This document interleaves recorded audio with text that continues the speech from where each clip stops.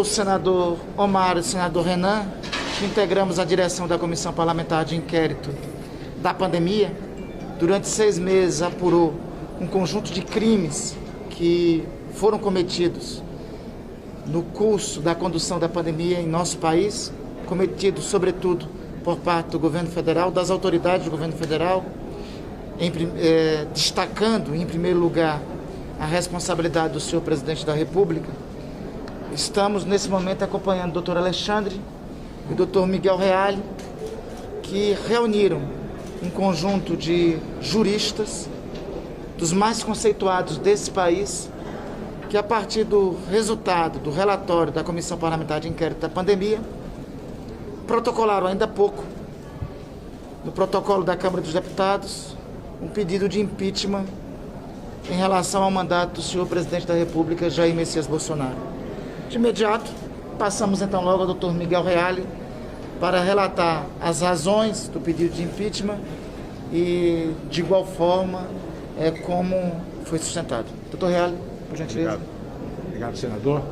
Queria cumprimentar o senador Omar Aziz, que presidiu a comissão da CPI da pandemia, o relator, senador Renan Calheiros, o vice-presidente da comissão, senador Randolfo, e dizer que a apresentação desse pedido de impeachment é uma consequência obrigatória do exame que realizamos sobre todas as provas coligidas pela CPI, que realizou um trabalho extraordinário de investigação e de persecução, e em razão do nosso exame, oferecemos um parecer, juntamente com Alexandre Wunderlich, que aqui está, Silvia Steiner, Helena Lobo da Costa, Saulo de Carvalho, apresentamos um parecer que deu subsídios e que foi utilizado no relatório do senador Renan Calheiros, um relatório consistente, um relatório pleno de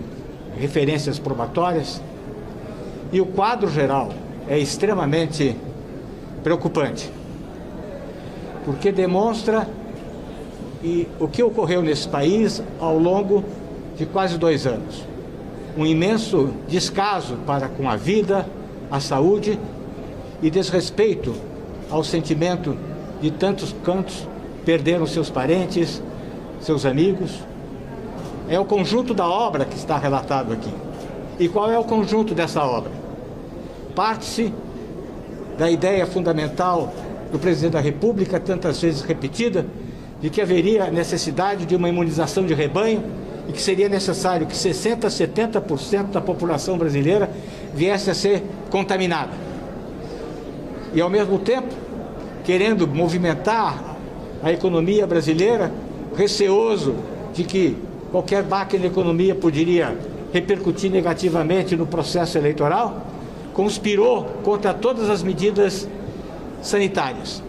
O governo federal tinha, à época, como ministro da Saúde, Henrique Mandetta, e esta casa aprovou rapidamente a Lei 13.979, e depois várias portarias foram editadas, inclusive por Ministério da Justiça e Ministério da Saúde, com um plano muito preciso, muito claro, muito perfeito de combate à pandemia. Seria não ter aglomeração, isolamento social, uso de máscara, vacinação. Isso no dia 7 de fevereiro, 6 de fevereiro de 2020, pois o presidente da República nada mais fez do que conspirar contra a própria lei que ele tinha promulgado.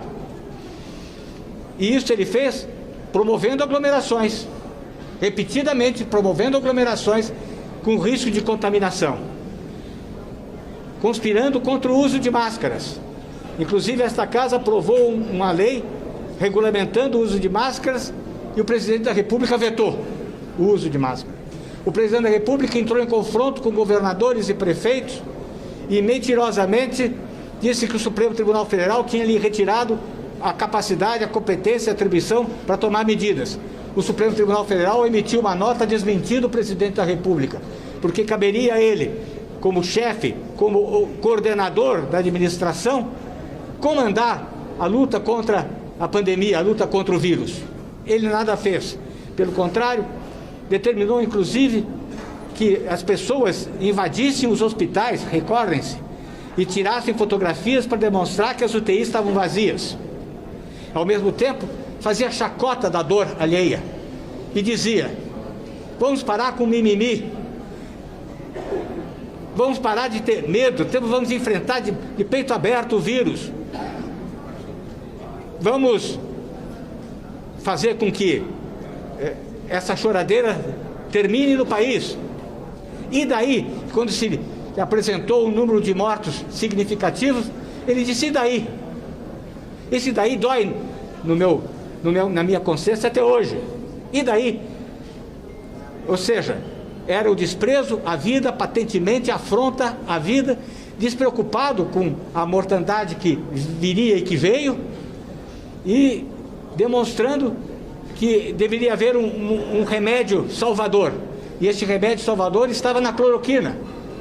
Então montou um gabinete, isto a CPI conseguiu descobrir, que o presidente da República montou um ministério sombra, com pseudocientistas que iam lá falar o que o presidente queria. Ia lá falar o que o presidente desejava, e passaram a fazer a difusão da cloroquina. O próprio presidente da República, num ato de charlatanismo, chegou a dizer que a cloroquina era 100% eficaz, quando sabidamente já a Organização Mundial de Saúde, a Organização Pan-Americana de Saúde, o Conselho Nacional de Saúde já tinha dito que a cloroquina era nociva, ela tinha efeitos colaterais gravíssimos e nenhum efeito positivo frente à Covid. O presidente da República, portanto, agiu sempre em conspiração contra a vacina. Se não fosse a Coronavac, o presidente não teria tido nenhum interesse de trazer de forma urgente vacina da Índia. Vacina, para que vacina? Vacina só no meu cachorro vaísca. Para que essa correria atrás de vacina? Ou seja, o caso mais grave se deu no Amazonas, em Manaus, do senador Amar Aziz, com um pique de mortes e de ocupação hospitalar. O presidente da República participou de uma reunião interministerial e determinou que o ministro da Saúde fosse a Manaus. Ele foi com a capitã Cloroquina para lançar em Manaus, no meio da crise, com tantas mortes por asfixia, por falta de oxigênio, para lançar o Kit Covid, para lançar o Trate Covid, que seria um aplicativo por via do qual a pessoa comunicaria que estava com suspeita de Covid e receberia em casa a cloroquina. Enquanto isso, as pessoas morrendo e os hospitais se acumulando de gente. Ou seja, é um quadro desesperador. É a mesma coisa, gravíssimo, com a população indígena.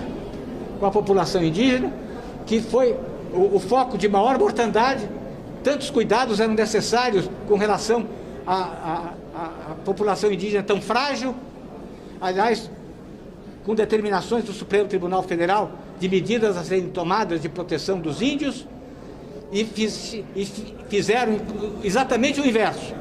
Levaram pessoas a contato com a população indígena, e o morticínio da população indígena foi 4 vezes superior à da população branca. Ou seja, é um conjunto a mostrar que não houve uma imprudência, não houve uma negligência. O que houve foi um caso pensado. Era um caso pensado no sentido de não seguir o que a ciência determinava, o que a caridade determinava, mas sim um objetivo único de culpar os demais órgãos da administração, governadores e prefeitos, pelos prejuízos eventuais da economia, sem perceber, como aconteceu em tantas outras economias do mundo, que vencer a pandemia era a única forma pela qual se podia acelerar a economia. E não acelerar a economia com prejuízo da saúde pública. O descaso, então, a Lei 1079, que é a lei do impeachment, prevê como um dos casos do impeachment, no artigo 9º, número 7, prevê que constitui crime de responsabilidade a afronta aos direitos individuais e sociais, direitos individuais como a vida, direito social como a saúde, que é um dever do Estado. Isso é um quadro aterrorizador. Nesse tempo em que estudamos as provas contidas na CPI da pandemia, ficamos tenebrosamente horrorizados o quadro que se demonstrou de insensibilidade. Então, não era possível, diante desse quadro e desse parecer, não dar consequência. E a consequência é a apresentação desse pedido. Esse pedido que foi formulado, escrito pelos membros da comissão, tem a adesão de importantes figuras do mundo jurídico e do mundo também da medicina, como Dr. Miguel Jorge, presidente da Associação Médica Mundial, do ex-ministro José Carlos Dias, dos presidente da Comissão Justiça e Paz de São Paulo, Antônio Funari Filho, do presidente da Ordem dos Advogados de São Paulo, Antônio Cláudio Maris de Oliveira, de 3 ex-presidentes da Associação dos Advogados de São Paulo, 2 diretores da Faculdade de Direito do Lago São Francisco da USP, professor Floriano Azevedo Marques e professor José Rogério Tucci. Ou seja, é a demonstração de que existe uma consciência jurídica que se rebela contra aquilo que ocorreu. E a forma de nos rebelarmos efetivamente é concretizar um pedido, porque o presidente que aí está não merece conduzir a nação, não merece conduzir o país, porque descumpriu com o principal dever do presidente, que é enfrentar o perigo para salvar vidas. Pelo contrário, ele incentivou o perigo, se fez sócio do vírus, era um sócio do vírus.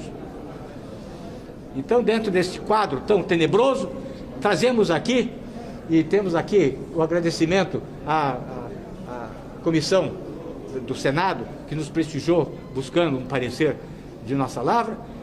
Estamos aqui trazendo essa peça que traduz, sem dúvida nenhuma, o inconformismo, a dor e, ao mesmo tempo, a indignação. A indignação. É uma peça indignada, porque é a peça que relata o desastre que acometeu o país com mais de 600 mil mortos. Não podíamos fazer outra coisa. É a nossa consciência determinando a apresentação desse trabalho. Eu espero que a Câmara, os deputados e o Senado possam apreciar efetivamente esse pedido.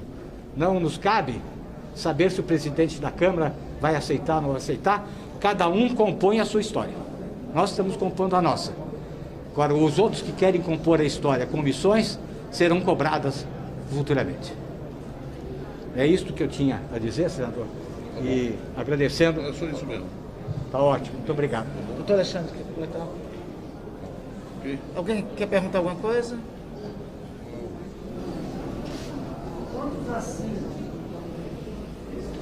São 18. 18. Juristas e médicos, né? Jurista, médico. Um médico, que é o presidente da Associação Médica Mundial. Não. Só para esclarecer em relação a isso, a CPI apontou a ocorrência de crime de responsabilidade. Não coube e não cabe à Comissão Parlamentar de Inquérito requisitar o impeachment. E saudamos e cumprimentamos o Dr. Reale por ter liderado este grupo de juristas que fizeram a entrega dando consequência ao relatório da CPI. Senador Renan, quer... A dúvida que sempre se faz entre os juristas é a tramitação aqui na Câmara. Logicamente, os senhores não têm uma previsão pública, mas já há alguma conversa, houve alguma conversa com o presidente Lula para que ele, pelo menos, ele lesse a peça, desse o conhecimento, ou isso não foi tratado? De nossa parte, fazemos, se assim me permite, senador Omar e senador Renan, nossas as palavras do Dr. Miguel Reale e do Dr. Alexandre. Cada um sabe conduzir a sua história. Eu queria, nesse sentido, dizer o seguinte, que está também anotado na petição, que a Câmara e o Senado, no processo de impeachment, se transformam em órgão julgador. E a emenda constitucional número 45 introduziu, no artigo 5º da Constituição, como um direito individual, a razoabilidade do tempo do processo. Então, aplica-se essa regra do judiciário ao legislativo quando ele se torna órgão julgador. Portanto, há que se cumprir com o preceito constitucional da razoabilidade do tempo do processo. E se essa razoabilidade não for admitida, nós entraremos no Supremo Tribunal Federal com a ação de descumprimento de preceito constitucional. Obrigado, pessoal. Obrigado por ter atenção.